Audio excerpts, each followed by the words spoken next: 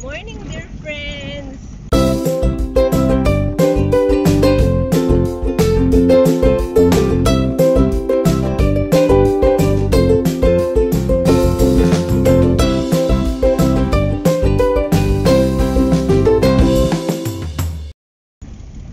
Today, ang vlog namin po ay pupunta kami sa church at kasama ko sila Mama Mia. Yan, hello! Kasama ko si Tita Bunso, si Queen, Chantal Queen at si Solen. Yan. Loaded daw, tamo di kinaya. At si Kuya Jazz. Ayun na naman, ayaw na naman magpakita sa camera. At ayun si Kuya Bunsoy. Kaya pupunta po kami sa church. At ito si Bachak. Bachak! Ayan, ayaw. See you, dear friends. Rambutan na eh. Baba na, baba na. Ang daming rambutan. Kunin mo yung Ang water mo. daming rambutan. Saan? Oh, ang dami pong rambutan. Kung ano talaga ang ating motibo mula sa sulat ni Solomon sa kanyang Kawikaan 16, talatang 1 hanggang 2. Mas mabuti ang mag-isang manirahan sa ilang kaysa magkasama sa babaeng matanda at palaway.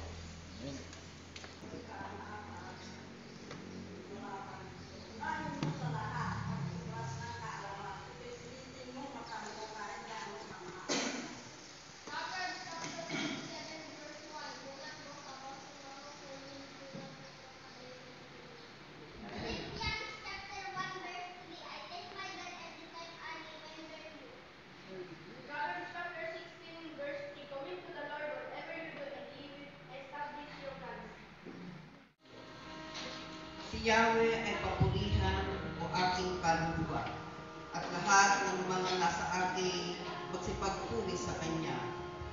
Purihin mo sa tuwina ang banal na ngalan niya. Si Yahweh ay papurihan o aking kaluluwa, at huwag mong kaliligtaan mabubuti niyang gawa. Ang lahat ng kasalanay siya nagpapatawad, at anumang aking sakit, ginagamot niyang lahat.